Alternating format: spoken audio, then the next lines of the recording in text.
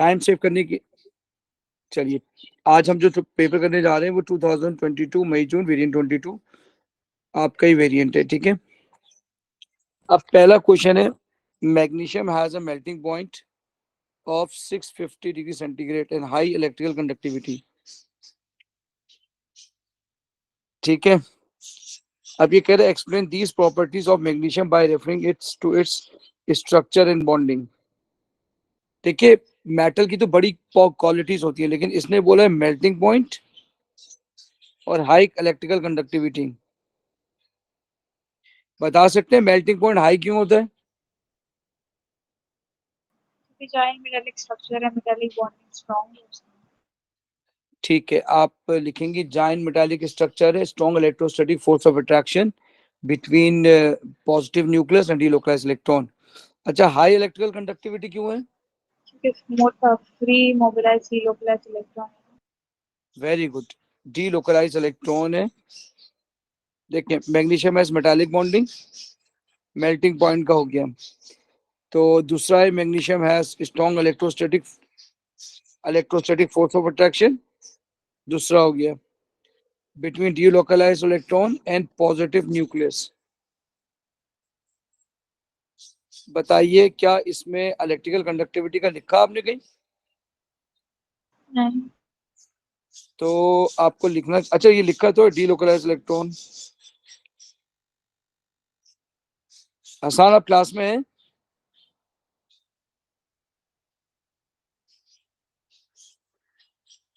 चलिए,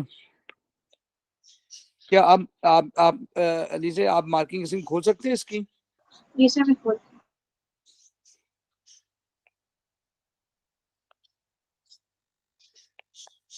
magnesium has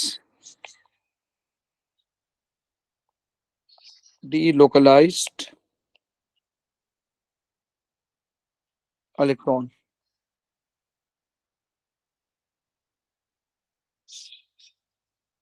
sir वो कह रहा है कि एक मैनी स्ट्रॉन्ग मेटालिक बॉन्ड्स भी लिख सकते हैं, या फिर जो इलेक्ट्रोस्टैटिक वाली बार आपने लिखी है इसका सिर्फ एक मार्क है, और delocalised electron can move through the structure इसका दूसरा मार्क।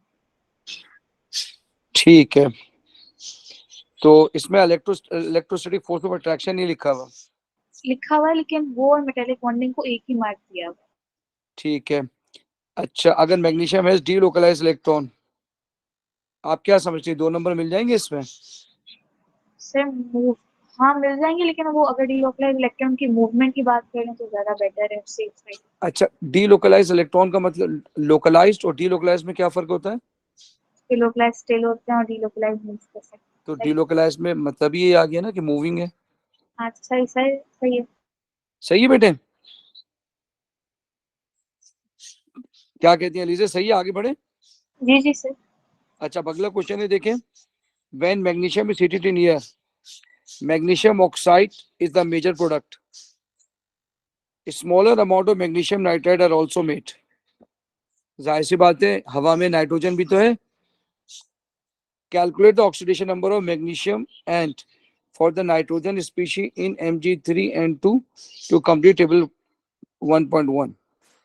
आपने दोनों की ऑक्सीडेशन स्टेट निकालनी है, ठीक है।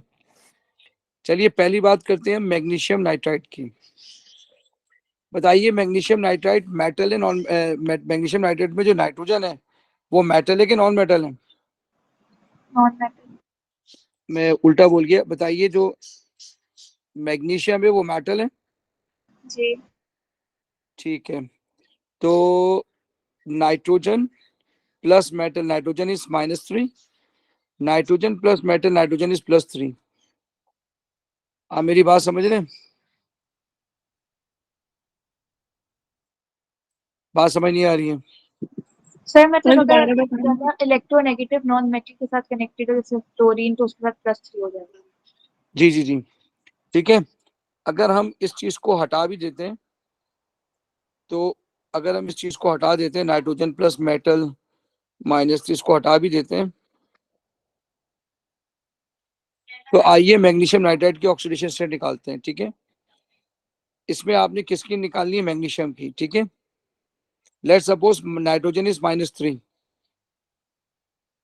तो 3 magnesium 2 nitrogen is equal to 0, nitrogen is -3, so 3 magnesium -6, so उधर जाके +6 divide by 3 is 2, so oxidation state of magnesium is +2। बोला आपको बात समझ आ गई है?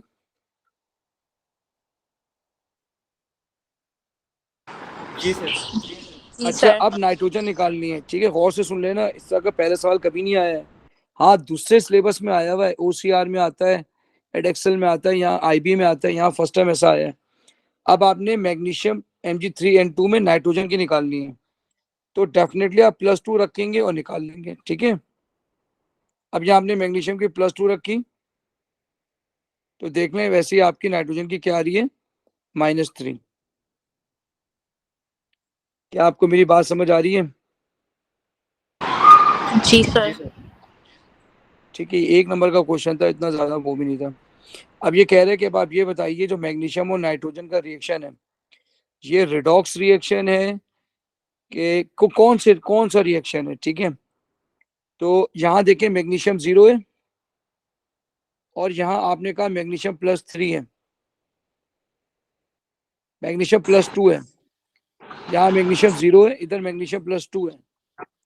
तो ये कब होगा, जब ये 2 इलेक्ट्रॉन निकालेगा, ऑक्सीडेशन हो जाएगी, और नाइट्रोजन 3 इलेक्ट्रॉन ले रहा है, तो ये रिडक्शन हो गई। तो magnesium is oxidise, nitrogen is reduced. बेटे बच्चों बात समझ आ रही है? Magnesium is oxidise, nitrogen is reduced, तो रिडॉक्स हो गया ना। बोलो बात समझ आ रही है? जी सर। जी सर। अच्छा, अगला क्वेश्चन है define enthalpy change of formation. अच्छा, कितने मार्क्स का क्वेश्चन है? 2। एक आपने ये लिखना होगा कि फॉर्मेशन एक मोल फॉर्म हो रहा है फ्रॉम इट्स एलिमेंट। बात समझ आ रही है? It is the enthalpy change when 1 mole of a substance is form from its element. यहां कहीं पर भी स्टैंडर्ड नहीं लिखा हुआ ना, लेकिन मैंने फिर भी लिखा in their standard state. Ali से चेक करिएगा, मार्किंग स्कीम में ये लिखा हुआ है। जी सर, लिखा हुआ है standard state। हालांकि देखिए ये गलत है, यहाँ स्टैंडर्ड का लफ्ज नहीं लिखा हुआ, लेकिन फिर भी मैंने एहतियातन लिखा था, वो फायदा हो गया। तो लिहाजा अगर स्टैंडर्ड ना भी लिखा हो तो आपने लिखना है इन देयर स्टैंडर्ड स्टेट। मैंने स्टैंडर्ड कंडीशन नहीं लिखी है, याद है आपको मैंने एक जुमला कहा था कि स्टैंडर्ड कंडीशन अलग चीज है, स्टैंडर्ड स्टेट अलग चीज है। अगर पानी लिक्विड है रूम टेम्परेचर पे तो लिक्विड ही होना चाहिए, ये फॉर्मेशन की कंडीशन लाजमी है। रूम टेम्परेचर ये सब बात की बात है, वो स्टैंडर्ड की बात है, लेकिन अगर फॉर्मेशन आ जाए इन देयर स्टैंडर्ड स्टेट होना चाहिए। अरे भाई मेरे बच्चों बोल दो ये बात समझ आ गई है, ये लिखना जरूरी है। ओके सर, समझ आ गई। ठीक है, चलिए अगला है when 3.645 gram of magnesium burns in excess nitrogen to form magnesium nitrite, इतना kilojoule of energy is released. क्या करा आपने? एक कंटेनर लिया, इसके अंदर आपने रखा मैग्नीशियम,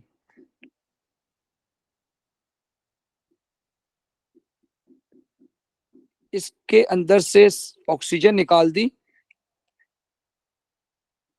या इसके अंदर नाइट्रोजन भर दी, ऑक्सीजन खुद ब खुद निकल जाएगी। अब आपने क्या किया, इसके बाहर पानी रख दिया। आपको मेरी बात समझ आ रही है? ये पानी गर्म होगा, इसका initial temperature final temperature note कर लिया, इससे आप इंथैल्पी आराम से निकाल सकते हैं। लेकिन यहां इसने क्या किया है, गौर से सुनिएगा। यहाँ ये कह रहा है कि आपके पास 23.05 kilojoule of energy is released जब आप मैग्नीशियम को नाइट्रोजन में जलाएंगे, तो आपके पास जो एनर्जी रिलीज हो रही है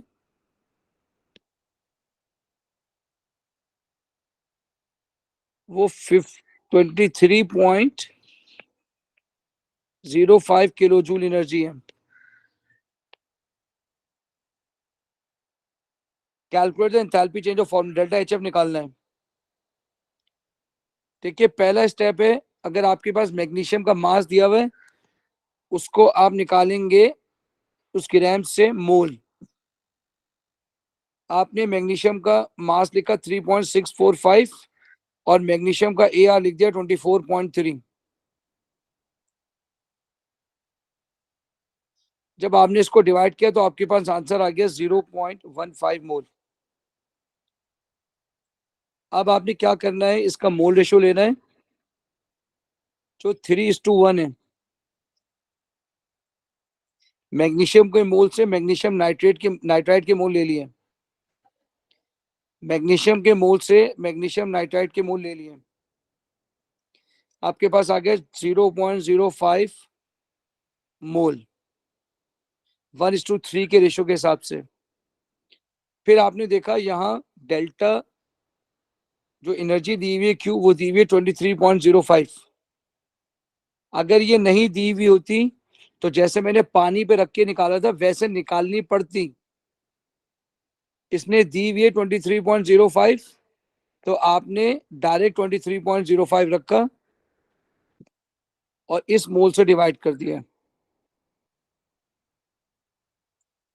461 किलो जूल पर मोल आंसर आ गया।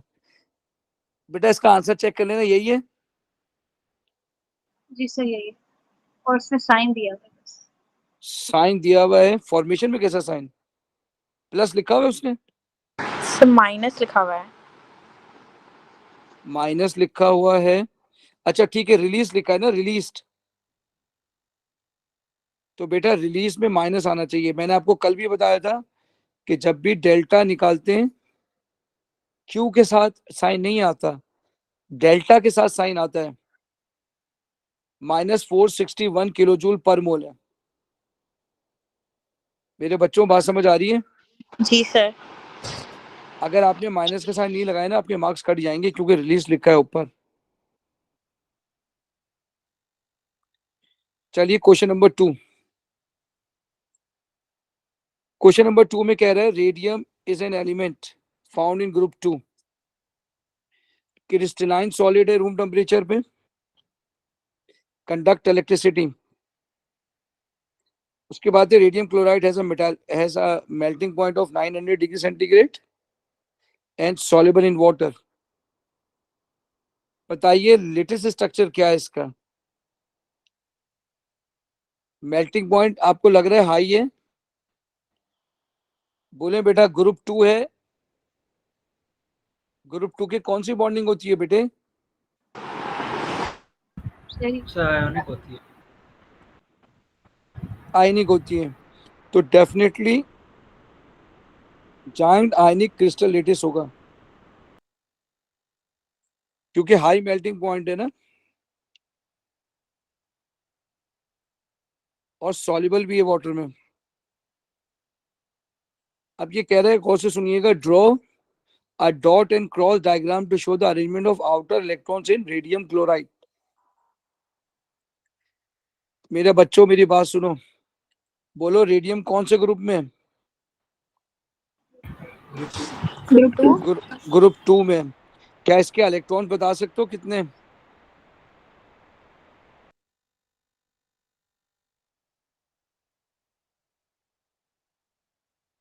चलो पीरियड बता दो, पीरियड बताओ कौन से ग्रुप में, पीरियड कौन सा है?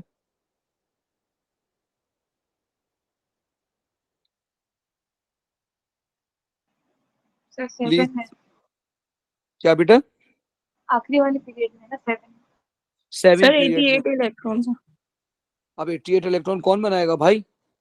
लेकिन एक बात तो कंफर्म है कि बैलेंस। आखिरी शेल में 2 इलेक्ट्रॉन है, उससे पहले 8 होंगे, है ना?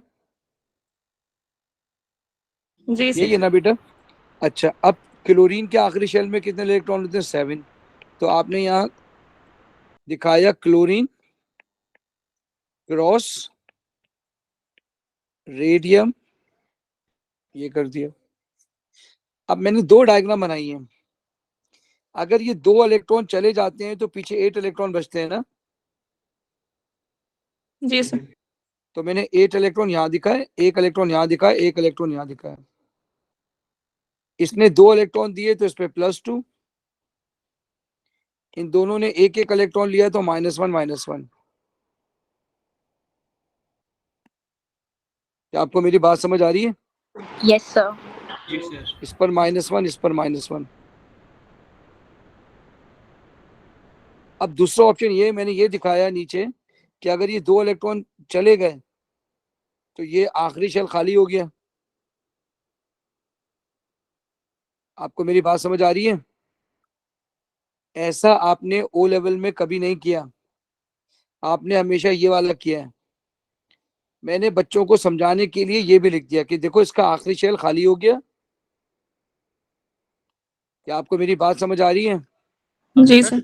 होंगे ना फिर क्या चीज? जो आपने दोनों डायग्राम्स बनाए हैं, दोनों ठीक होंगे कि रेडियम के अंदर अब फुल शेल भी है और एक में आपने एम्प्टी शेल बनाई है। हाँ, एम्प्टी शेल इसलिए बताया कि 2 इलेक्ट्रॉन चलेगा। ठीक है सर, अभी अभी कंफर्म कर लेते हैं मार्किंग स्कीम में क्या है। बताइएगा मार्क। हाँ बोले। सर लेकिन सही तो सही दोनों होंगे ना लेकिन। सही दोनों, मैं ऊपर वाले को फेवर करूंगा वैसे। उसने नीचे वाला बनाया हुआ, उसने इलेक्ट्रॉन ही बनाया हुआ उसने। उसने नीचे वाला बनाया, ऊपर वाले का नंबर दिया है कुछ? उसने उसको मतलब बोले। उसने लिखा है 0 electron surrounding radium and 8 electron surrounding sodium. क्योंकि पता है मैंने क्यों नीचे वाला बनाया था, ठीक है, क्योंकि इसमें लिखा था arrangement of outer electrons in radium chloride. आप मेरी बात समझ रहे हैं? फिर तो हमें मार्क्स नहीं देगा ऊपर वाले पे। अगर ऊपर वाला मार्किंग स्कीम में नहीं बना हुआ, ठीक है, तो नहीं मिलेगा। देखें इतनी जगह थी, मैंने दोनों बना दिए। आप मेरी बात समझ रहे हैं?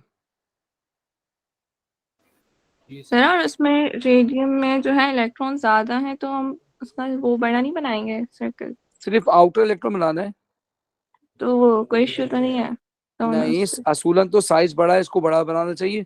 लेकिन ए लेवल तक के इसमें नहीं है कुछ भी ऐसा कि रेडियम का सही। साइज बड़ा होगा, क्लोरीन का छोटा होगा ना। सर अगर हम दोनों बनाएं।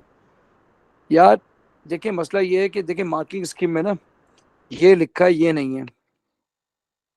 समझ रहे या हैं? फिर हम MgCl2 या जो भी हम बनाते हैं उसके अंदर फिर हम नेगेटिव मैग्नीशियम मार्किंग को चोरी होती ना है। करें। देखो अभी एक बड़ी अच्छी सी बात है, नेगेटिव मार्किंग होती है भाई। नहीं। नहीं सर। नेगेटिव मार्किंग तो नहीं होती है। तो लिखा है dot and cross diagram to show how to show the arrangement of outer electrons in radium chloride. तो अगर आप ये लिख रहे हैं और कह रहे हैं कि इसका जो पहले आखिरी शेल था रेडियम क्लोराइड का वो खाली है, जो पहले था, तो भी गलत नहीं है। अगर आप कहते हैं कि ये खाली होने के बाद अब ये बचा है खाली, अब आप बैलेंस ये हुआ, तो भी गलत नहीं है।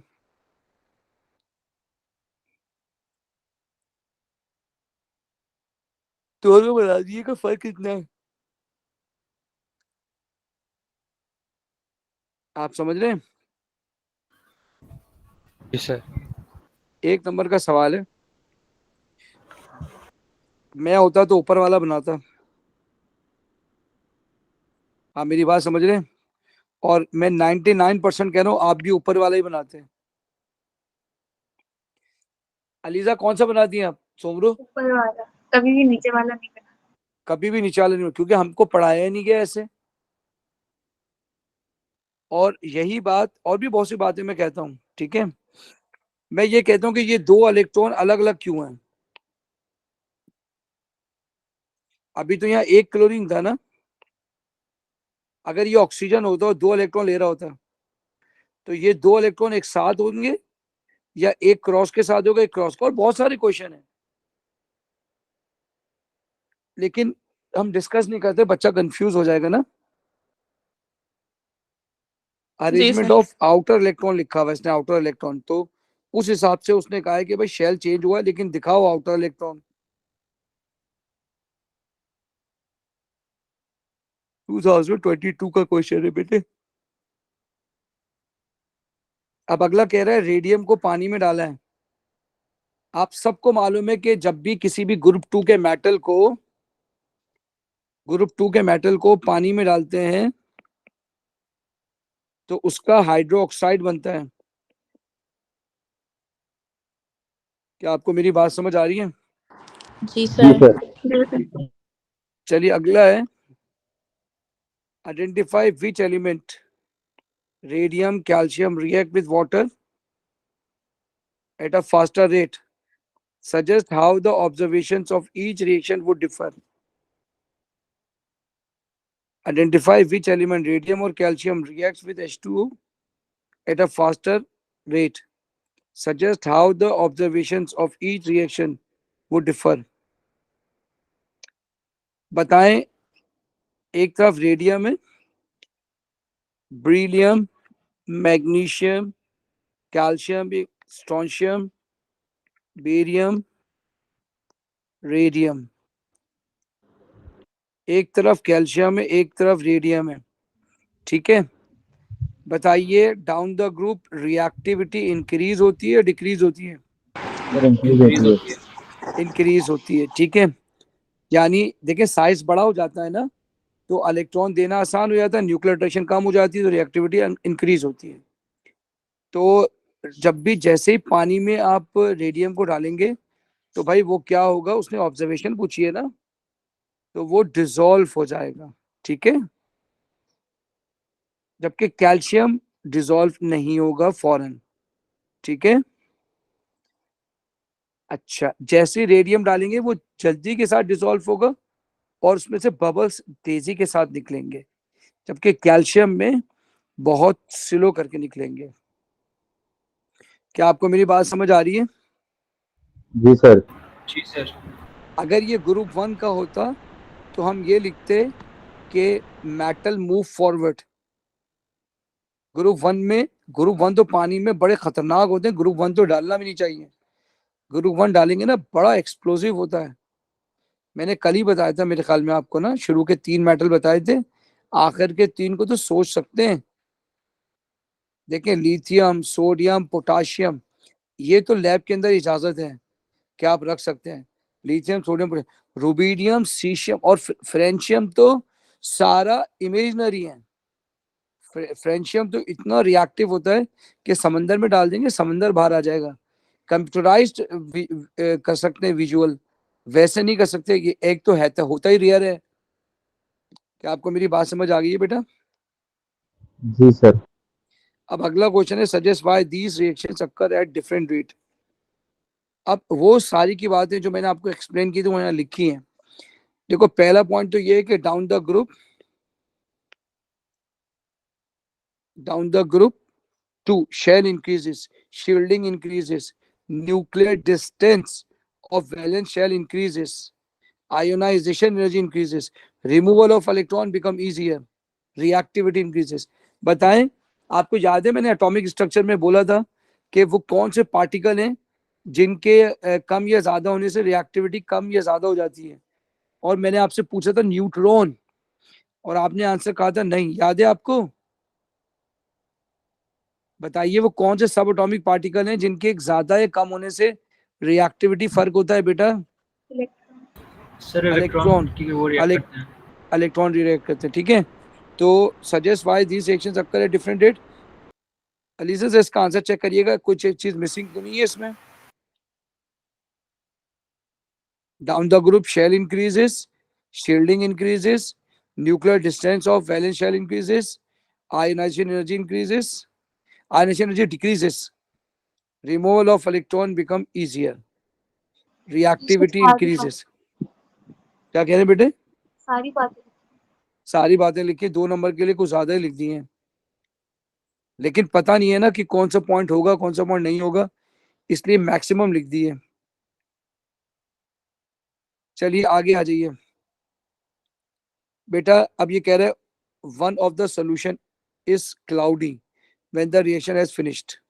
At the end of each reaction universal indicator is added to each reaction mixture. Suggest pH values of the solution made in both reaction. Explain your answer. बताइए इन दोनों में से किसका रिएक्शन फास्टर होगा? रेडियम या कैल्शियम का? Radium का। ठीक है, बताइए पीएच 7 से ज्यादा होगी कम होगी? ज्यादा। क्योंकि दोनों बेसिक है ना, मेटल हाइड्रोक्साइड और बेसिक।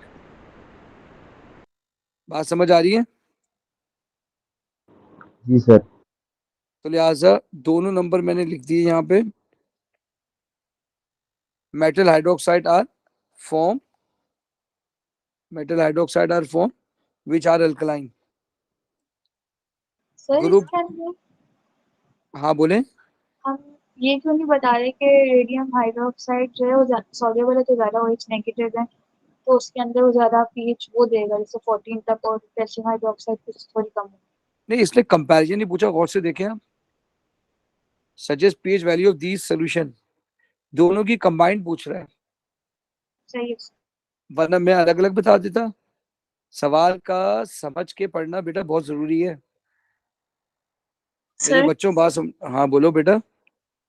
सर मैंने इसकी मार्किंग स्कीम चेक की है तो उसके अंदर उन्होंने लिखा हुआ है अलग अलग वैल्यूज और उसकी सॉल्युबिलिटी का कंपैरिजन भी। अच्छा, मार्केट स्कीम में क्या लिखा है? अलग अलग वैल्यूज लिखी हैं। जी सर, उन्होंने बोला कि पीएच वैल्यूज जो होती हैं, पीएच वैल्यू हर सोल्यूशन की ग्रेटर देन 7 होनी चाहिए और रेडियम वाली जो होनी चाहिए वो ज्यादा होनी चाहिए कैल्शियम वाली से। अच्छा ठीक है ठीक है ठीक है, सही है, ये भी लिखते हैं। अच्छा, इसका मतलब ये हुआ कि अच्छा ये नहीं लिखा metal hydroxide are form which are alkaline? नहीं सर, उन्होंने सॉल्युबिलिटी का बोला है कि solubility of group 2 increases, group अच्छा 2 ठीक है। हाइड्रोक्साइड। अच्छा ठीक है ठीक है ठीक है। अच्छा देखिए, यहाँ तो इन्होंने pH universal indicator is added to each reaction mixture, suggest pH values of the solution, suggest pH values, मेरी गलती है, suggest pH values of the solution made in both reaction, मेरी मिस्टेक है। ठीक है, तो अब बताइए कौन ज्यादा सॉल्युबल है? रेडियम। बोले अरीबा, कौन सा ज्यादा सॉल्युबल है? रेडियम। रेडियम। तो उसकी पीएच ज्यादा होनी चाहिए एज कंपेयर टू कैल्शियम। बताइए जी जरा क्या, बताइए जरा इसकी कैल्शियम हाइड्रोक्साइड की पीएच कितनी दी हुई है? यार उसमें तो नहीं दी हुई, लेकिन हम सोच सकते हैं ना कुछ रेडियम हाइड्रोक्साइड की ज्यादा रखे हैं, 13 नहीं 14। नहीं, मार्किंग स्कीम में क्या लिखा है? उसमें उसका कोई वैल्यू नहीं दी है, उसमें सिर्फ ये कहा है कि रेडियम की ज्यादा होनी चाहिए और कैल्शियम की कम होनी चाहिए। अच्छा, वो तो हमें भी मालूम है कि यूं लिख देते हैं पीएच ऑफ, पता नहीं मेरा दिल क्यों नहीं मान रहा था लिखने को, ये पीएच ऑफ रेडियम हाइड्रोक्साइड, क्योंकि ऊपर तो हमने लिख दिया है ये। चलें बहरहाल, pH of radium hydroxide should be greater than pH of calcium hydroxide because more soluble. Sir solubility ज्यादा होगी तो पीएच भी ज्यादा होगा। बेटा जितना ज्यादा सॉल्युबल होगा उतने ज्यादा OH आयन आएंगे ना, जी सर। जितने ज्यादा OH आयन आएंगे उतनी ज्यादा जो है वो पीएच बढ़ जाएगी, जितने ज्यादा OH आएंगे, है ना बेटा? जी सर। चलिए आगे बढ़ते हैं। अरीबा आप सही है, अब आप देखिए कितने मार्क्स देंगी इस पे, बोले।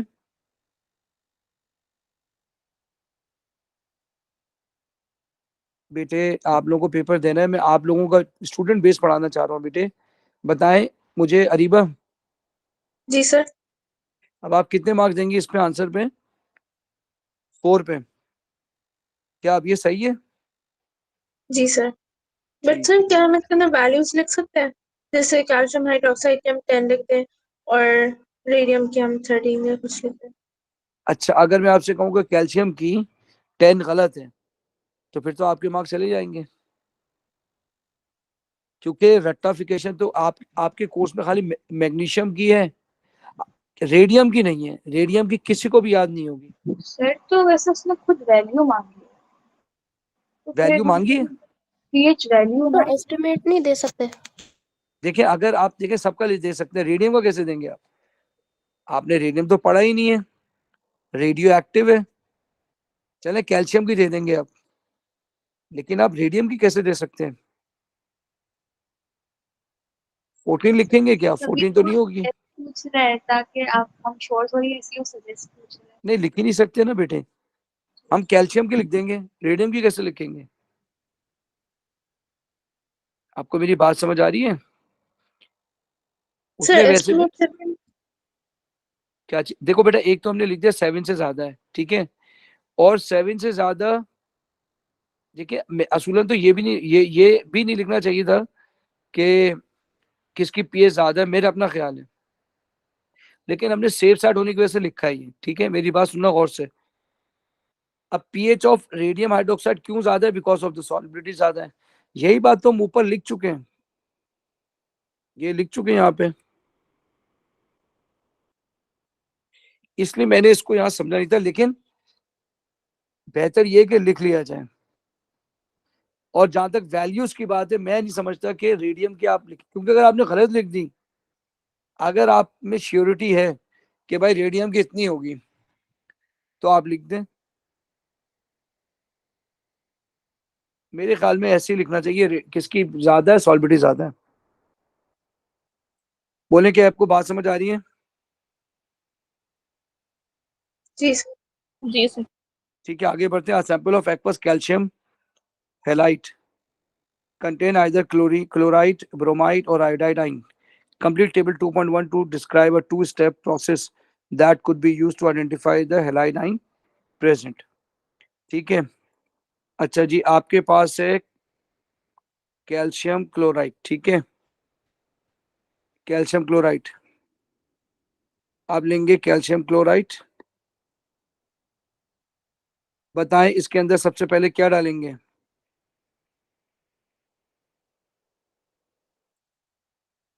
बेटा नाइट्रिक एसिड डालेंगे ना? जी सर। क्यों डालेंगे?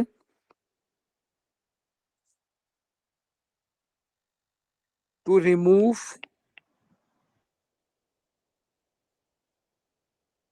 Carbonate impurity. मतलब हम एक्चुअल में ऐसे प्रैक्टिकल में डालेंगे एक्चुअल? नहीं, आपको जो प्रैक्टिकल में एक्चुअली पहले से डला होता है ना, ये मैंने एक प्रैक्टिकल प्रैक्टिकल पढ़ा था, उसमें मार्किंग सी में लिखा है कि आप डालो और फिर उसके बाद AgNO3 ऐड करो। आप देख रहे, कभी भी हमने लैब में नहीं डाला, एक में हुआ है, उसके बाद तो कभी भी ऐसा नहीं किया। वो सवाल को डिफरेंट होगा शायद, अगर इम्प्योर का लफ्ज इस्तेमाल किया है उसने, तो फिर डालेंगे नाइट्रिक एसिड कार्बोनेट की इम्प्योरिटी डालने की वजह से, क्योंकि कभी आपने किया ही नहीं है, अब आप डालेंगे तो कुछ और रिजल्ट ना आ जाए ना, इसलिए। सही। इसके बाद इसके अंदर डाल देंगे सिल्वर नाइट्रेट,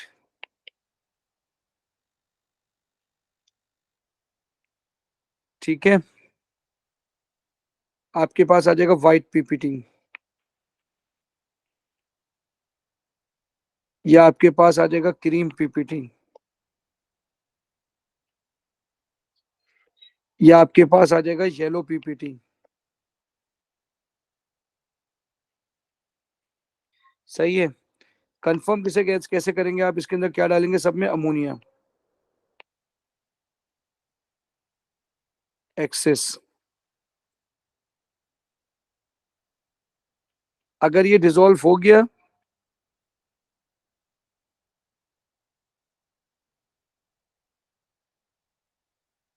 अगर ये सॉल्युबल हो गया, तो इसका मतलब है chloride confirm, calcium chloride confirm.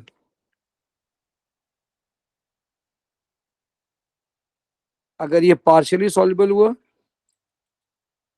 उल्टा लिख दिया,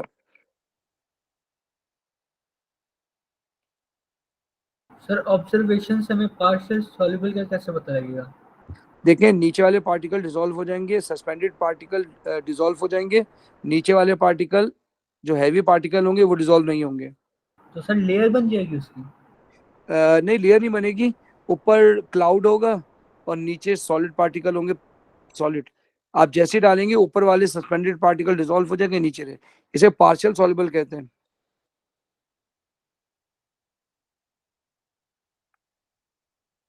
पार्शियली सॉल्युबल, तो ये कैल्शियम ब्रोमाइड हो जाएगा, yellow PPT, insoluble calcium iodide. अब जरा चेक करिएगा नाइट्रिक एसिड डाला है इसने पास पेपर में, बेटा ये चेक करिएगा, ब्रैकेट में डाला है, डाला हुआ है। ब्रैकेट में डाला है, लाइक ब्रैकेट ओपन करके HNO3+ लिखा है। तो इसका मतलब है नाइट्रिक एसिड डालेंगे ना फिर। सर लेकिन ब्रैकेट में तो अगर हम भूल भी जाएं तो मार्क्स तो नहीं काटेगा ना। लेकिन हम लिखेंगे ना बेटे, सही है सर। अगर हम प्रैक्टिकली कर रहे हो तो शायद ना लिखते हैं। ओके। चलिए क्वेश्चन नंबर 3 है, बताइए डायनेमिक इक्विलिब्रियम की डेफिनेशन क्या है 2 मार्क के लिए। Rate of forward reaction is equals to rate of Backward reaction. reaction. अच्छा Sir, अब reactants and products are in fixed ratio. ठीक है, देखिए बिल्कुल सही है, In rate an of forward isolated reaction system. Rate of backward reaction are equal और same. बताइए कौन सा मार्क मैं यहाँ छोड़ दिया मैंने। In an in isolated isolated system. System. Isolated system. जी बिल्कुल सही है, इन एन आइसोलेटेड सिस्टम। क्या इक्लोबीरियम कलर्स आएगा? तो खुद वो दिया तो वो तो वो तो खुद ही दिया हुआ है, इन एन आइसोलेटेड सिस्टम। जरा चेक करिएगा मार्किंग स्कीम में दूसरा पॉइंट यही था। उसने आइसोलेटेड नहीं लिखा हुआ, उसने सिर्फ वो कॉन्सेंट्रेशन ऑफ रिएक्टेंट प्रोडक्ट वाली बात और फॉरवर्ड बैकवर्ड वाली बात। तो एक नंबर फॉरवर्ड का दे रहा है, एक नंबर रिएक्टेंट का दे रहा है। जी कॉन्सेंट्रेशन फिक्सेशन। नहीं देखिए, एक तो रेट ऑफ रिएक्शन है, rate of forward reaction is equal to rate of backward reaction, एक एक कंसंट्रेशन। जी ये दो डिफरेंट मार्क्स हैं। तो इसका मतलब ये हुआ rate of reaction and rate of, इसका मतलब है डायनेमिक इक्विलिब्रियम की कंडीशन पूछ रहा है। सही है, आपने लिखना है rate of forward reaction and rate of backward reaction are same. इसके बाद लिखेंगे जो उसकी इक्विलिब्रियम कंसंट्रेशन है वो फिक्स हो जाएगी, ये लिखा हुआ है। जी सर। तो तीसरा पॉइंट आप लिख दें,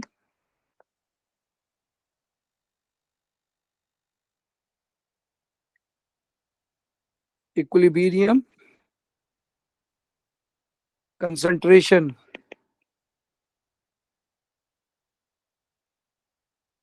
of reactant and product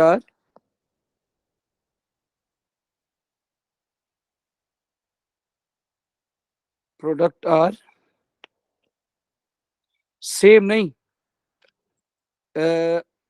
मतलब रिएक्टेंट और की कांस्टेंट हो जाएंगी, ठीक है, सेम नहीं कांस्टेंट। अब चेक करिए एलिजे, जी सर सही है। असल में मैं पहले जो लिखा बड़ा बड़ा करके लिखा इसलिए आया नहीं ना, आ जाएगा, और पीडीएफ में और पेपर में लिखने में फर्क होता है। चलिए describe one difference in initial appearance of the reaction mixture compare to the mixture of mixture at equilibrium. बताइए हाइड्रोजन आयोडाइड, देखें आप रिएक्शन देखें, हाइड्रोजन आयोडाइड का कलर कौन सा होता है? कलरलेस, ऐसा ही है। और आयोडीन गैस है, पर्पल फ्यूम्स। मेरे बच्चों मैं तुमको एक टेबल दिखा रहा हूँ, उसकी पिक्चर ले लो, ठीक है, या चलो मुझे याद दिलाना इस क्लास के बाद मैं तुम्हें बता दूंगा आयोडीन एक्वस में कलर क्या होता है, ब्रोमीन एक्वस कलर क्या होता है। चलिए अगला है केपी की एक्सप्रेशन लिखनी है, तो product upon reactant, product upon reactant.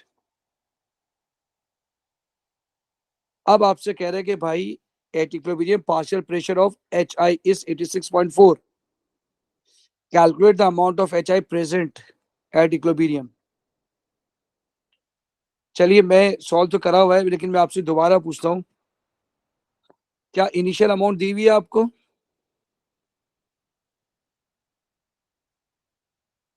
बोले क्या आपको इनिशियल अमाउंट दी हुई है?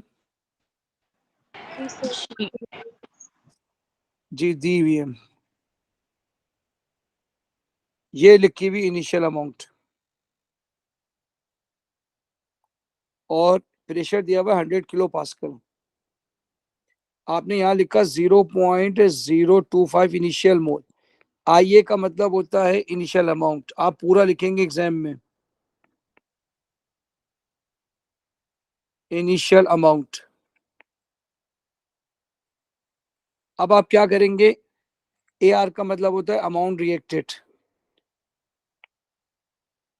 ए आर का मतलब होता है अमाउंट रिएक्टेड।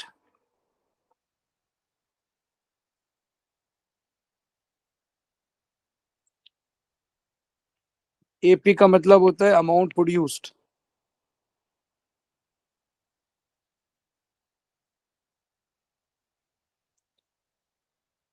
ईए का मतलब होता है इक्विलिब्रियम अमाउंट।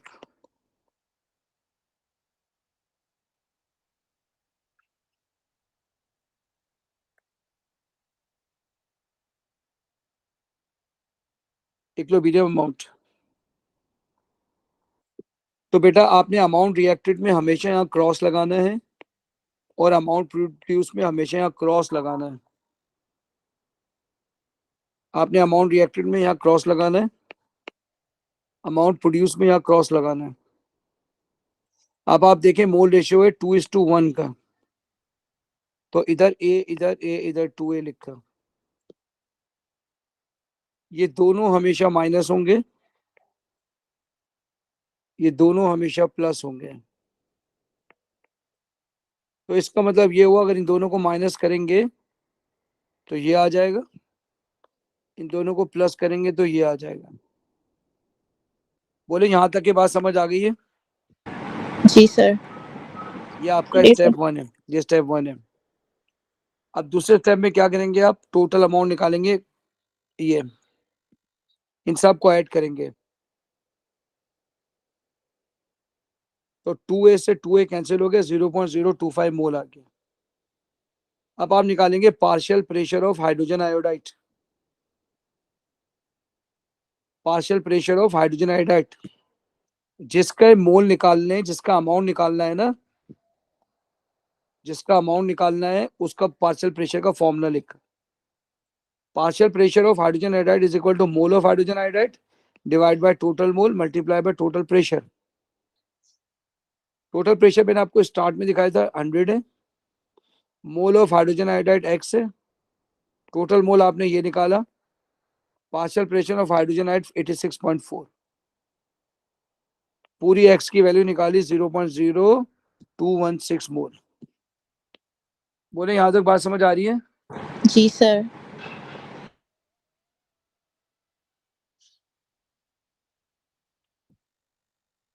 चलिए अगले ही में आपका एक और न्यूमेरिकल का क्वेश्चन आया। अब कह रहा है, देखिए ये आपने निकाला है इसका अमाउंट हाइड्रोजन आयोडाइड का, ठीक है। अब वो ये कह रहा है आपको बॉन्ड एनर्जी दे रहा है, और कह रहा है कि भाई आप जो है ना इस रिएक्शन की डेल्टा एच निकालें। तो आपको याद है ना, पहले आप निकालेंगे बॉन्ड ब्रेकिंग, फिर निकालेंगे बॉन्ड फॉर्मिंग, फिर delta H is equal to bond breaking minus bond forming. ऐसा ही है ना बेटे? जी सर। देखें, अब आप बॉन्ड ब्रेक करेंगे जिसमें 2H आई है, आपने लिखा 2H आई, एक H आई है 299, तो 2 टाइम 99 करेंगे, 299 598 आ जाएगा। अब आप निकालेंगे बॉन्ड फॉर्मिंग, उसमें हाइड्रोजन हाइड्रोजन है और आयोडीन आयोडीन है, hydrogen hydrogen iodine iodine, hydrogen hydrogen है 436 और आयोडीन आयोडीन है 151, इन दोनों को ऐड करेंगे 587। अब आप इन दोनों को माइनस कर दें, आपके पास आंसर आ जाएगा 5.5 किलो जूल्स पर मोल पॉजिटिव के साथ। सर आप 2 मिनट ऊपर कर देंगे, मतलब जब आप ये करवा रहे हैं। सही है बेटा, ये लो सर, चेक कर लेना आंसर दोनों का यही है, मार्किंग किसकी मोर ऐसे ही किया है। मैं चेक बेटे चेक कर लेना, ये इसका आंसर सही है। इसका आंसर सही है या सही जी नहीं है? सर सही सही है। है। सही है, अल्लाह तेरा शुक्र है। मेथड यही हुआ हुआ है। पर उसका मेथड पढ़ने में तो समझ नहीं आता। हाँ यही बस है, ये यही है। यही है ना, बस ये याद रख लेना, वो एग्जामिनर के लिए होता है। ये देखें, इसका सर ये आंसर भी सही है। ये भी सही है, अल्लाह का शुक्र है। प्लस का साइन डाला है, जी। ठीक है। चलिए अगला क्वेश्चन है, describe the effect of increasing pressure on the value of Kp for the decomposition of HI। तो पहला है नो इफेक्ट, मैंने आंसर लिखा है नो इफेक्ट। बताइए रिएक्टेंट साइड पे कितने मोल हैं 2 2 और प्रोडक्ट साइड पे कितने मोल हैं बेटे? 2 2 तो दोनों 1 इक्वल मोल है ना, हाँ नो इफेक्ट। जी sir. Because both side have 2 moles. ठीक है जी सर। बेटे, आंसर चेक करते रहना, अगर तुम्हें ऐसा लगे कहीं कुछ और है तो मुझे बताना जरूर। अब अगला है hydrogen HCl is prepared by adding NaCl H2SO4। याद है ना, मैंने आपको कराया था रिडॉक्स रिएक्शन में, हैलाइड की रिएक्शन विद ग्रुप 17 में भी कराएंगे। अब ये कह रहे हैं hydrogen is not prepared adding NaI to concentrated H2SO4 because the HI produced also react with concentrated H2SO4। याद है ना आपको, मैंने कहा था कि सिंगल स्टेप बोलो ना यार, बोलते क्यों नहीं हो यार? यस ये सर। ये सिंगल स्टेप कराया था हम्म। और ये 2 स्टेप कराया था। अब ये कह रहे हैं identify the type of reaction that occur when sodium hydride react with H2SO4। याद है पहला रिएक्शन होता था एसिड बेस और दूसरा रिएक्शन होता था रिडॉक्स। बोलो ऐसा ही है? Yes sir. अच्छा अब ये कह रहे हैं कि बताओ, मैं आपको दोनों रिएक्शन लिख देता हूं, बल्कि लिखा हुआ ये ऊपर। देखें ये रिडॉक्स नहीं है, क्योंकि आयोडीन -1 सल्फर +6 एसिड बेस। अगर एसिड बेस होगा तो रिडॉक्स नहीं होगा, अगर रिडॉक्स होगा तो एसिड बेस नहीं होगा। बोलो बेटा, बात समझ आ रही है? सर अभी आपने जो कहा वो रिपीट कर देंगे? मैंने कहा देखो, या तो एसिड बेस होगा, अगर एसिड बेस होगा तो रिडॉक्स नहीं होगा, ओके। और अगर रिडॉक्स होगा तो एसिड बेस नहीं होगा। सर जी बेटा बोले। ये न्यूट्रलाइजेशन रिएक्शन भी तो हो सकता है, सॉल्ट हाँ के लिए। एसिड बेस रिएक्शन, ये न्यूट्रलाइजेशन एक ही बात है। अच्छा सर ठीक है। न्यूट्रलाइजेशन वैसे ज्यादा अच्छा लफ्ज एसिड बेस। बेटा चेक करना मार्किंग स्कीम में क्या लिखा है। Acid base. Sir acid base. Acid base. अच्छा जी, न्यूट्रलाइजेशन का मतलब होता है इक्विमोल। तो बहरहाल एसिड बेस और न्यूट्रलाइजेशन एक ही बात है। नीचे वाली इक्वेशन आपको बताई हुई है, देखें। अच्छा इस इक्वेशन में सल्फर भी बनता है, ठीक है। अब देखना पड़ेगा उसने प्रोडक्ट लिखा है, आप कुछ भी लिख सकते हैं। आप जरा चेक करें क्या सल्फर की इक्वेशन भी लिखी है। जी सर। इस पे मार्क मिल रहे हैं? यस सर मिल रहे हैं, बस आपने बिल्कुल सही लिखी है। अच्छा मैं तुमको वाली इक्वेशन भी बता रहा हूँ बेटा। ये हाइड्रोजन आयोडाइड है प्लस H2SO4 है, iodine plus sulphur plus H2O। बेटा मुझे बैलेंस करवाना जरा, क्या होगी कैसे होगी। क्या आपने सल्फर में कहा था ना कि वहाँ 6 लगेगा HI। अच्छा सल्फर 0 से, सल्फर +6 से 0 जा रहा है, तो क्या करूं, यहाँ पे 6 लिख दूं? नहीं यहाँ पे नहीं, HI पे। और अगर H2S होता है तो फिर 8 लगता है, और H2S और सल्फर दोनों तो 14 लगता है। ऐसा थोड़ा सा है। अब ये 6 और 2 8 हो गए ना, यहाँ 4 लिख दूं है? सर मुझे याद, हाँ हाँ लग तो रही है बैलेंस। चेक करें ना बैलेंस है। बेटा मार्किंग स्कीम से भी चेक कर लेना। सर उसमें सल्फर वाली नहीं लिखी, मार्किंग स्कीम में सल्फर वाली इक्वेशन नहीं है। सिर्फ H2S वाली लिखी है। और दूसरी उसकी आयोनिक लिखी हुई है, लेकिन सल्फर की नहीं लिखी। अच्छा बेटा तो चेक कर लेना, सल्फर की इक्वेशन अभी किसने कहा था है? सर सॉरी सॉरी वही है ऊपर वाली। अच्छा, सल्फर वाली नहीं लिखी हुई? नहीं H2SO वाली है। अच्छा, लेकिन कई एग्जाम में क्वेश्चन में ये भी आई हुई है लिखी हुई, जब मान ओके ओके। सर चलिए जब फिर भी आप कंसंट्रेटेड हो तो पहली वाली लिखते हैं। नहीं, दोनों सूरतों में ऊपर वाली लिखेंगे, लेकिन नहीं, नीचे वाली भी याद होनी चाहिए, क्योंकि वो कहता है, खुद कहता है कि सल्फर के व्हाइट पीपीटी येलो पीपीटी आ गए, तो येलो पीपीटी आने के बाद सल्फर बन गया। चलिए अगला, explain why HI react with concentrated H2SO where HCl does not. बताइए किसके अंदर ज्यादा रिड्यूसिंग पावर है HI में? आपको मैंने पढ़ाया था ना, rest in peace, yes sir reducing power. Rest in peace. तो डाउन, बेटा अजीम कराया था ना रेस्ट इन पीस, जी सर कराया था। फ्लोराइड टू आयोडाइड,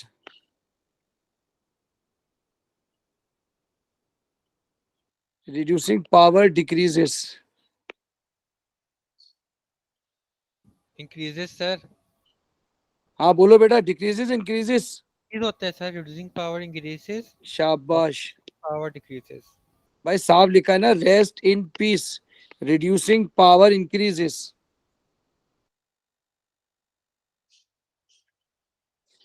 बोलिए, वो क्वेश्चन नंबर 3 समझ आ गया? जी सर। चले question number 4। Bromine react with butane in the presence of ultraviolet to form bromo butane. बताइए कौन सा मैकेनिज्म है? Free radical substitution. Free radical substitution. Two structural isomers with the molecular formula C4H3 are produced during this reaction. Draw the two structural isomers. अब देखें C4H3Br है, मैंने क्या किया, C1 2 3 4 1 2 3 4, एक Br यहाँ लगा दिया, दूसरा Br यहाँ लगा दिया। अगर किसी ने ब्रांचिंग की वो गलत हो जाए। फ्री रेडिकल में ब्रांचिंग नहीं होती है। बोले बात समझ आ गई है? Yes sir. चलिए अगला है, identify the type of structural isomerism shown in A1.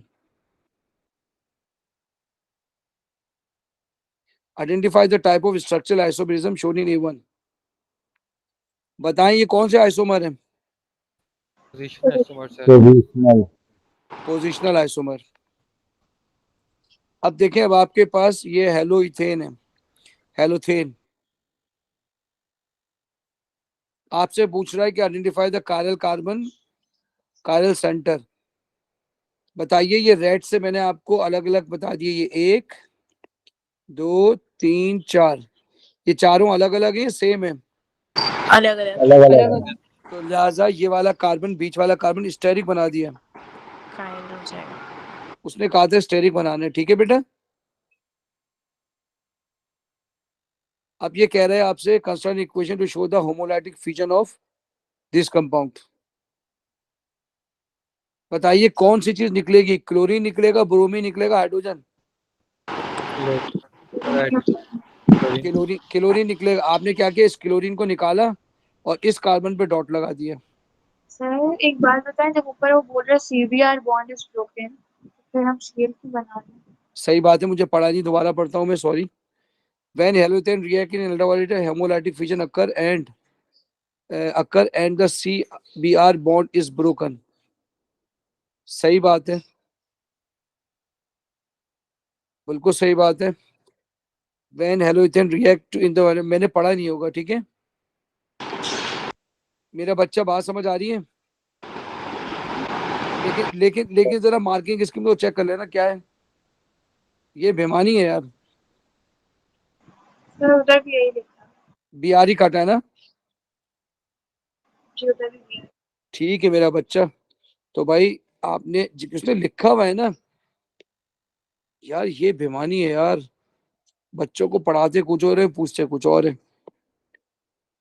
अभी हमने बोला कि Br का बॉन्ड नहीं टूटता, बच्चा पहली फुर्सत में पूछेगा सर आपने तो क्लास में बोला था कि सर ये कार्बन क्लोरीन बॉन्ड टूटता है, ये तो अब इसने कंडीशन लिखा। सवाल को चैलेंज नहीं करेंगे, मैंने कितनी दफा बोला है, क्वेश्चन को चैलेंज नहीं करेंगे।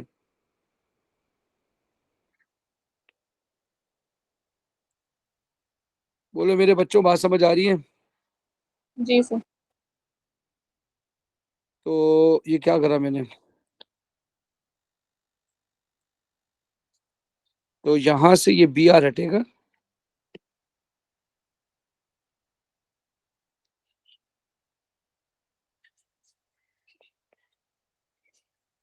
यार दिल नहीं मान रहा ना, बार बार देखिए वही गलती हो रही है। बेटा आप सही है, देखिए चेक करें।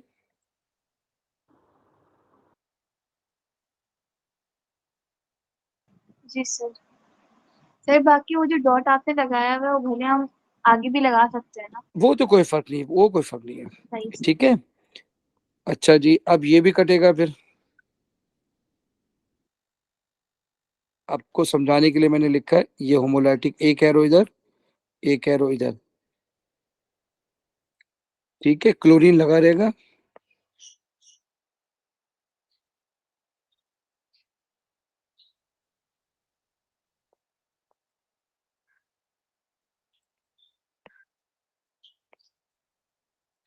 ठीक है, अब ये बन जाएगा plus B R dot free radical. चलिए जी, अब ये कह रहा है complete the figure 4.2, electronic arrangement बतानी है उसकी, ब्रोमीन की, ब्रोमीन एटम। एक बात याद रखिएगा, आर्गन लिखा है, जब भी आर्गन लिखा हो तो 4s2 से कॉन्फ़िगरेशन स्टार्ट करते हैं।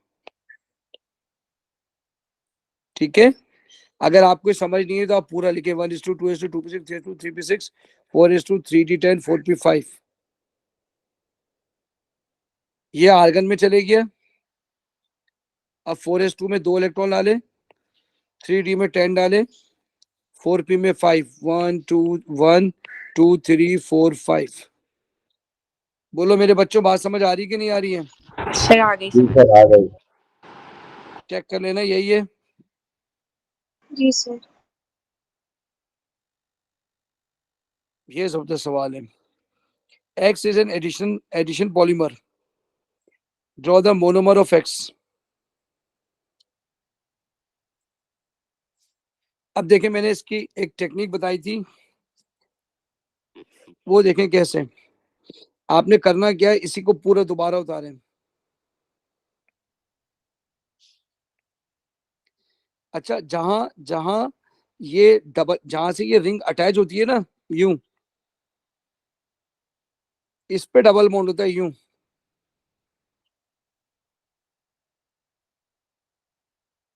क्या आपको मेरी बात समझ में आ रही? एडिशन पॉलीमर का ये तरीका होता है। जी सर। बोलो मेरे बच्चों, बात समझ आ रही है? Yes sir. तो इसका मतलब ये हुआ कि ये और ये डबल बॉन्ड एक जैसे हैं, तो लिहाजा मोनोमर क्या हुआ, ये होगा मोनोमर। क्या आपको मेरी बात समझ आई कि नहीं आई?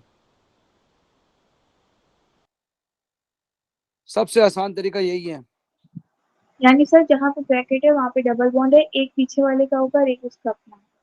एक उसका आपने देखा, आइए मैं आपको बता दूं कैसे। ये पर समझ नहीं आई। अभी समझाता हूँ, ये देखें।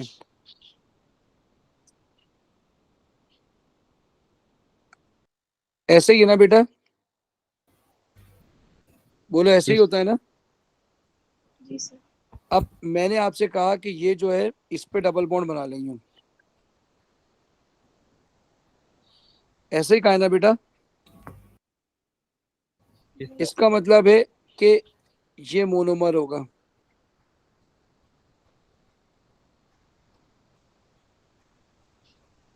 नहीं आई बात समझ? नहीं सर अच्छा समझ। सर, जो डबल, हाँ बोले बोले। मैं कह रही हूँ जो डबल बॉन्ड है, डबल बॉन्ड के साथ जो एक लकीर लगी हुई है मतलब नीचे की तरफ वाली, वो हमने क्यों नहीं बनाई मोनोमर में? आइए मैं आपको फिर एक और बात समझाता हूँ, ठीक है। ये देखें, मैंने ये लिखा क्लोरीन,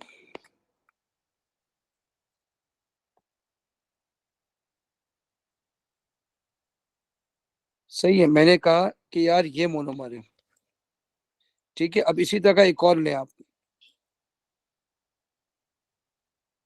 ठीक है। अब आप क्या करेंगे, कि इस डबल बॉन्ड को मिटा देंगे,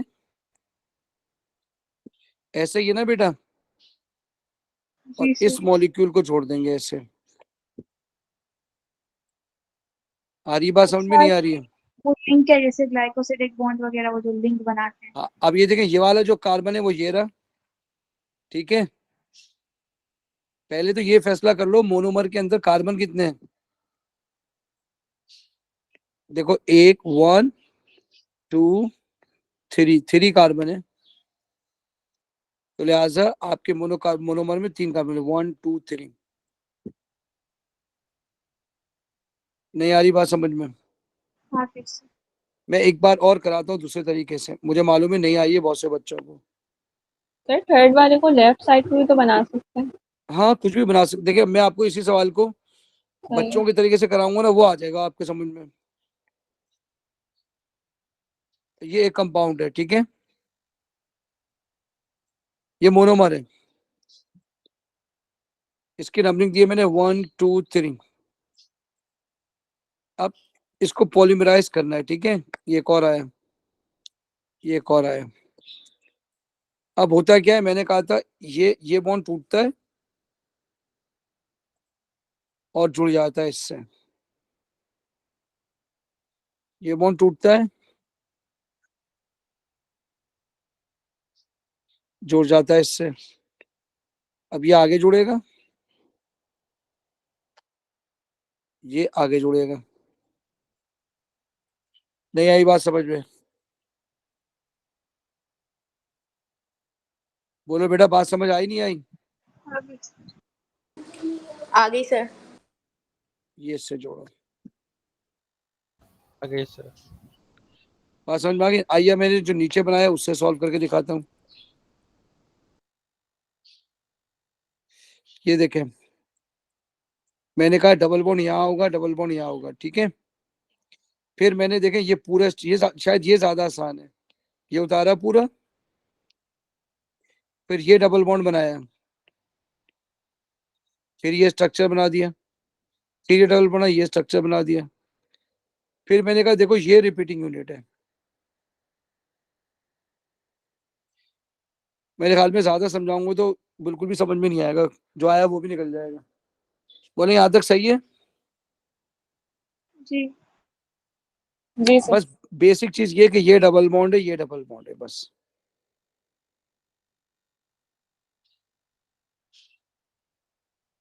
अब ये कह रहे suggest one reason why the disposal of item from X is difficult. Polyalkene बन रहा है, पॉलीअल्कीन इज नॉट बायोडिग्रेडेबल। बोले ये बात समझ आ रही है? जी सर। चलिए अगला क्वेश्चन है, क्वेश्चन नंबर 5। कह रहा है कि figure 5.1 shows 3 reaction of 2 bromopropane CH3 CHBr CH3। अब आपसे कह रहा है बताइए इसमें और इसमें क्या फर्क है, बोले। OH और Br लिक्विफाई। तो न्यूक्लियोफिलिक सब्स्टिट्यूशन है, न्यूक्लियोफाइल चाहिए, ठीक है। रिएक्शन का नाम है न्यूक्लियोफिलिक सब्स्टिट्यूशन।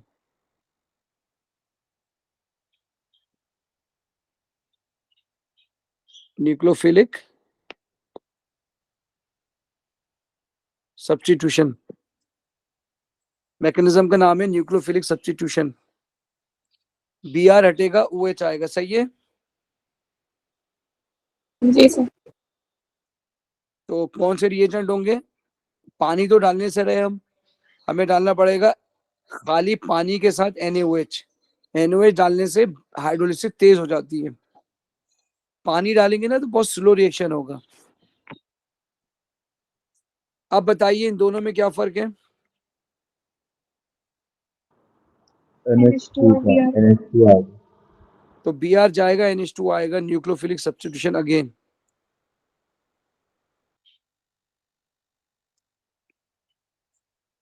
क्या रिएजेंट होता है?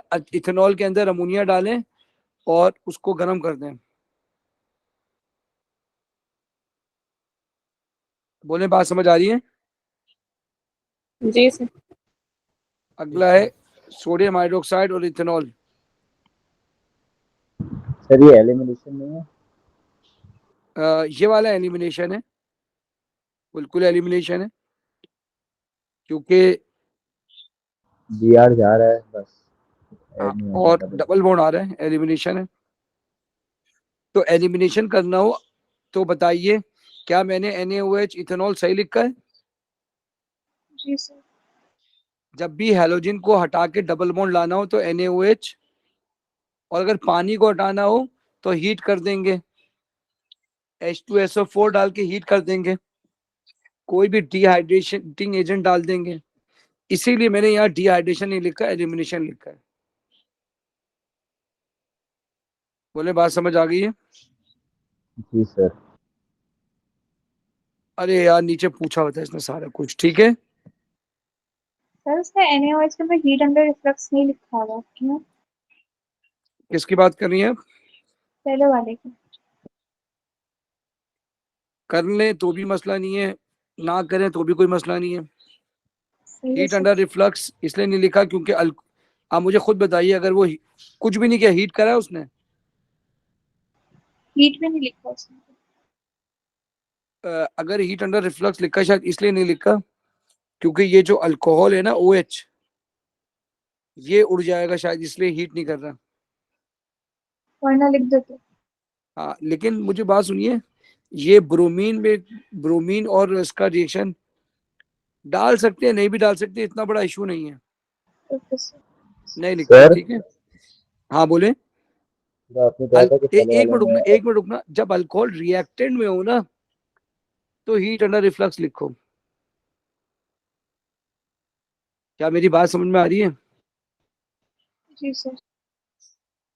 बोलना शेजूर क्या कह रहे थे? सर मैं कह रहा था, आपने बोला रिएक्शन होने में आप हम H2O भी डाल सकते हैं बट वो स्लो करेगा, तो हम रिएजेंट के अंदर लिख सकते हैं यहाँ पे H2O? नहीं, H2O नहीं लिख सकते ना, H2O एक अच्छा रिएजेंट नहीं है।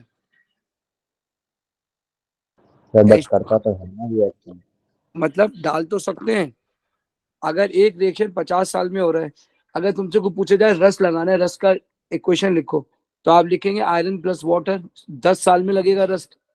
आयरन प्लस एसिड फौरन लगेगा रस्ट। बात समझ रहे हैं? जी जी सर समझ गया। ये सब हो गया, आगे बढ़ते हैं। Sample of आइडो 2-iodopropane reacts under the same condition as reaction 1 to produce CH3CHOH CH3. Explain why 2-ido 2-iodopropane reacts a faster rate than 2-bromo. इसका मतलब है दोनों में फर्क क्या है? कार्बन आयोडीन का बॉन्ड और और कार्बन कार्बन ब्रोमीन। ब्रोमीन का फर्क। बोलो कौन ज्यादा इलेक्ट्रोनेगेटिव है? कार्बन क्लोराइड और कार्बन ब्रोमाइड। Carbon bromide. एक तो ये है, ठीक है। इसकी वजह से इसकी बॉन्ड लेंथ बड़ी होगी, आयोडीन का साइज भी बड़ा है, और बॉन्ड वीक भी होगा कार्बन बॉन्ड आयोडीन। वीक भी हो जाएगा कार्बन आयोडीन का। बात समझ आ रही है? तो मैंने क्या लिखा है, इसका आंसर चेक करेंगे, ठीक है। मैंने लिखा है size of iodine is bigger than size of bromide, carbon iodine bond length is greater than carbon bromide, carbon bond is weaker then carbon bromide, less energy of activation for carbon iodine. बात समझ आ रही है? मैंने हर दफा बोला है, जब भी रिएक्शन नहीं हो रहा हो तो हाई एक्टिवेशन एनर्जी। बेटा चेक कर लेना, खासतौर पे ये वाला पॉइंट लिखा है, जी सर। ये लिखा है। अगर ये ना सर लिखेंगे तो। हाँ बोलो। अगर हम सिर्फ साइज का, बॉन्ड लेंथ का और वीकर का लिखते हैं तो ये मेरा होगा। ख्याल है एनर्जी ऑफ एक्टिवेशन होना चाहिए। मैं एग्जाम में होता, मैं एक मार्क काटता। उसमें और करके बहुत ऑप्शन दिया, उसने बोला हुआ है कि अगर आपने शील्डिंग का लिखा है, शेल ज्यादा लिखे हैं, इसका अगर लिखा है या अट्रैक्शन भी का इसका भी लिखा हो तो वो दे दे। अच्छा, अगर एनर्जी ऑफ एक्टिवेशन नहीं लिखे तो मार्क्स मिल रहे हैं? हाँ, और करके लिखा है कि अगर उसमें एनर्जी एक्टिवेशन कम होने की जो वजह होती है, कि अगर शेल भर गया, शील्डिंग भर गई, अगर वो सब लिखा है तो दे दे। बस ठीक है, बस ये याद रखो कि उधर तो नंबर मिल रहे हैं, ये जरूर लिखो जब भी कोई रिएक्शन हो रहा है उसकी एनर्जी ऑफ एक्टिवेशन कम है, और जो ज्यादा नहीं हो रहा उसकी एनर्जी ऑफ एक्टिवेशन ज्यादा है। फिर चलो आ जो जाओ। ज्यादा पोलर होगा वो ज्यादा इलेक्ट्रोनेगेटिव होगा। जो ज्यादा पोलर इलेक्ट्रोनेगेटिविटी की वजह से तो पोलैरिटी होती है बेटा, तो समस्या को बताएं। ठीक है। चलो जी अगला है, कह रहा है 5.2 shows how butane 1-ol can be made from 1 bromopropane in 3 step। अब आप गौर से देखिएगा, ये सिंथेसिस है, इसमें कार्बन है 3, इसमें कार्बन है 4। जब भी एक कार्बन बढ़ता है तो क्या चीज ऐड होती है? साइनाइड। साइनाइड। तो उसके रीजन क्या होता है? Sodium cyanide, ethanol, heat under reflux. बताइए, साइनाइड से कार्बोक्सिलिक एसिड बन गया कू, क्या डाला होगा? Acid hydrolysis. जी सर, H2SO4। तो H2SO4 चेक कर लेना, डाइल्यूट है, कंसंट्रेशन है, कंसंट्रेटेड है, एक्वस होना चाहिए और हीट अंडर रिफ्लक्स। बताइए, कार्बोक्सिलिक एसिड से वापस अल्कोहल बन गया, रिडक्शन हो गई ना।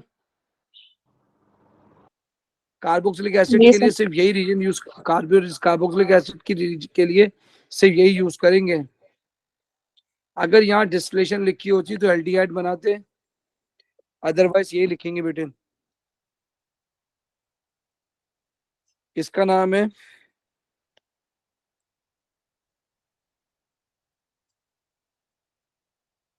न्यूक्लियोफिलिक सब्स्टिट्यूशन, इसका नाम है एसिड हाइड्रोलिसिस, इसका नाम है रिडक्शन। अल्लाह तुम सबको कामयाब करे अच्छे नंबरों से, अल्लाह मेहनतों के जाया होने से हमें बचाए। बेटा अगला मैकेनिज्म बताना है,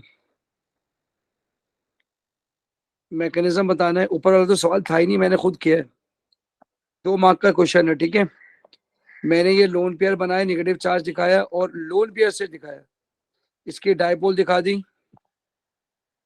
1 नंबर इसका, 1 नंबर इसका। चेक करिए सही है? जी सर सही है। कोई चीज मिसिंग तो नहीं है ना? नहीं। हम सर ये चलो बेटा, अब वो ये कह रहे हैं हमसे, हाँ बोले। मैं भूल गया ये कौन सा मैकेनिज्म था। ये हाँ जी बेटा ये तो न्यूक्लियोफिलिक सब्स्टिट्यूशन है ना। ठीक, हाँ ठीक है सर। क्योंकि नेगेटिव जा रहा है, नेगेटिव आ रहा है। Oh my God, question number 6 भी है। इन स्टेप 2 बताइए किस तरीके से कह रहा है कि 2 butane nitrile is heated with HCl, hydrolysis reaction occur. Equation बनानी है। साइनाइड की जगह क्या लिख लेंगे आप? COOH। असल सवाल ये नहीं था, असल सवाल था ये, एसिड हाइड्रोलिसिस में अमोनियम क्लोराइड, बेस हाइड्रोलिसिस में अमोनिया बनता है। दोबारा सुन लो, एसिड हाइड्रोलिसिस में अमोनियम क्लोराइड, बेस हाइड्रोलिसिस में अमोनिया बनेगा। बोलो मेरी बात समझ आ रही है? जी सर। अब ये कह रहा है कार्बोक्सिलिक एसिड की रिडक्शन बताओ। तो आपको मालूम है C3H7 COOH C4H9 OH में कन्वर्ट हो जाएगा। बताइए इधर कितने ऑक्सीजन है? 2। इधर कितने ऑक्सीजन है? 1। एक काम है तो 1 पानी। जैसे यहाँ 1 पानी आया तो 2 हाइड्रोजन यहाँ लिखे हैं, 2 हाइड्रोजन इधर है, 1 हाइड्रोजन यहाँ है, टोटल 3 आ रहे हैं, ठीक है। ये रहे 2, ये रहा 1, 3 बैलेंस है। बोलो मेरे बच्चों, बात समझ आ रही है? जी सर। जी सर। इसका रिड्यूसिंग एजेंट कौन सा है? लिथियम एल्यूमिनियम हाइड्राइड इन डाइथर, ऊपर लिख दिया है। तो सजाद, सर जो जी बेटा मेरा कल बोले पेपर बोले। है तो मैं अभी जाती हूँ, फिर मैं इसको बाकी का रिकॉर्डिंग में देखूंगी। इसलिए अरे मेरा बेटा ये खत्म हो गया बस, मैं सर खुद मैंने जल्दी जल्दी खाना करा। इसलिए अरे जा रही मेरा हूँ। मेरा प्यारा बेटा, सिर्फ 2 मिनट रुक जाओ, ठीक है? मैं जल्दी से खत्म करता हूँ, ठीक है? सही। अल्लाह तुम्हें खुश रखे। मैं मुश्किल से 10 मिनट लूंगा, ठीक है? ठीक है। अच्छा अब ये देखो, असल में यही नीचे वाला इंपॉर्टेंट क्वेश्चन है। अच्छा अब ये देखो, Z is a molecule containing carbon, hydrogen and oxygen, ठीक है। Z में अल्कीन है, कार्बोक्सिलिक फंक्शनल ग्रुप है, ठीक है। बताओ जेड में ब्रोमीन डालेंगे, ठीक है, तो बताओ क्या इसमें अल्कीन है, कलर डीकलराइज होगा, जी सर हो जाएगा। डीकलराइज हो जाएगा। बताओ इसके अंदर कार्बोक्सिलिक एसिड है, जैसे सोडियम कार्बोनेट डालोगे एफरवेसेंस भी आएंगे। सर फिजिंग भी लिख सकते हैं? हम फिजिंग भी लिख सकते हैं, बिल्कुल। अच्छा, अब आपको सब कार्बन की परसेंटेज दी हुई है, हाइड्रोजन की परसेंटेज दी हुई है, ऑक्सीजन की दी हुई है। एम्पिरिकल फॉर्मूला निकालना है, सबको इनके AR से डिवाइड किया, 3.45 3.45 3.45। आपको मेरी बात समझ आ रही है? जी सर। तो जब 3.45 आया, सबको 3.45 से डिवाइड किया,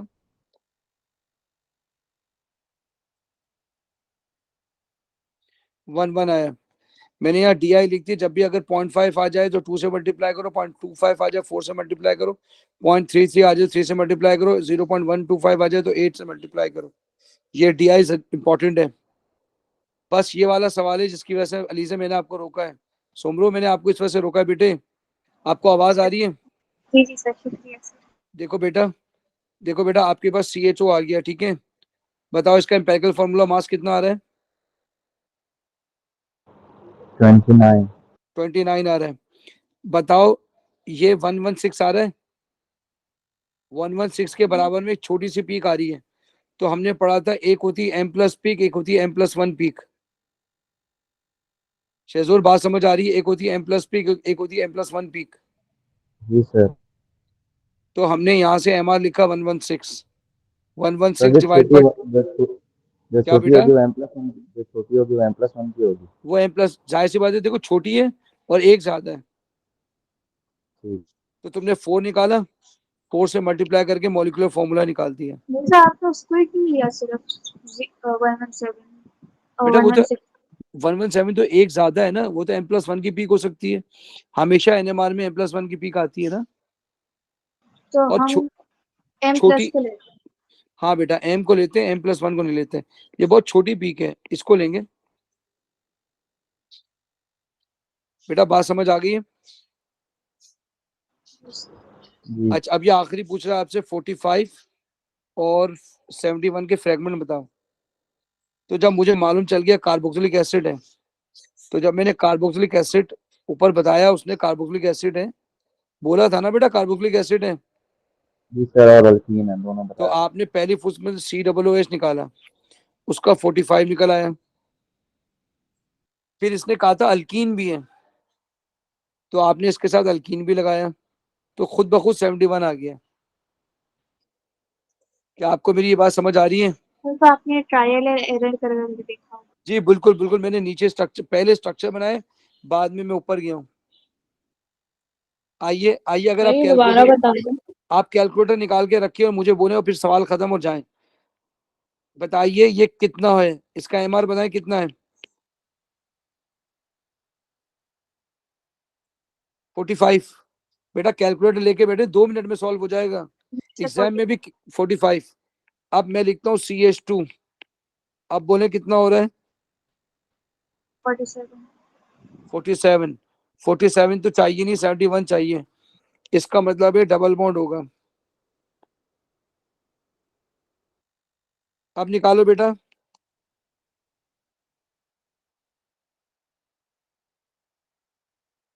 सर अब तो सिर्फ एक 846 हो जाएगा, आपको लेके 846। अभी कितना हो रही है? सर सॉरी सॉरी, रुकिए सर। अब 58 हो 58 गए हो सर। रहा है। 58 हो रहा है। ये देखें, मैं आपके सामने दो स्ट्रक्चर बना रहा हूँ, ये सवाल आएगा बेटा, मैं आपको बोल रहा हूँ। ये देखें, ये आ गया, इसके साथ ये बना है, इसका कितना हो रहा है? 59। गलत कह रहे हैं, सर 59 ही होगा। 71 अच्छा हो रहा एक है, और कार्बन भी लगा, अच्छा एक और कार्बन, हाँ तो 71 सही है। मुझे लगा 71 सिर्फ हो रहा है। हाइड्रोजन है। जबकि जी इसके अंदर लगाएं, ये कितना हो रहा है?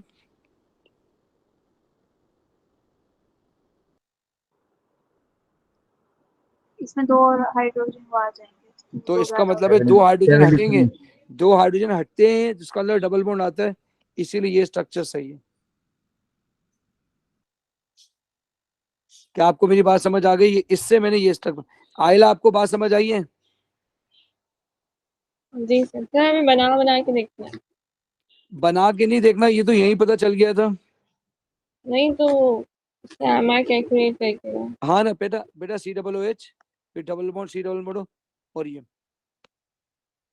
सही है। अली से। ठीक है बेटा, जाओ बेटा, तुम्हारा बहुत शुक्रिया। आप में से क्या नाम है आपका? मैं अभी सर, ये आज वापस से एक्सटेंड कर देंगे? मैं दोबारा से दिखाऊं आपको? जी सर। ये लो बेटा। रिकॉर्डिंग बंद कर दूं? हाँ बेटा बंद कर दें। पता नहीं कौन सा था, यही था।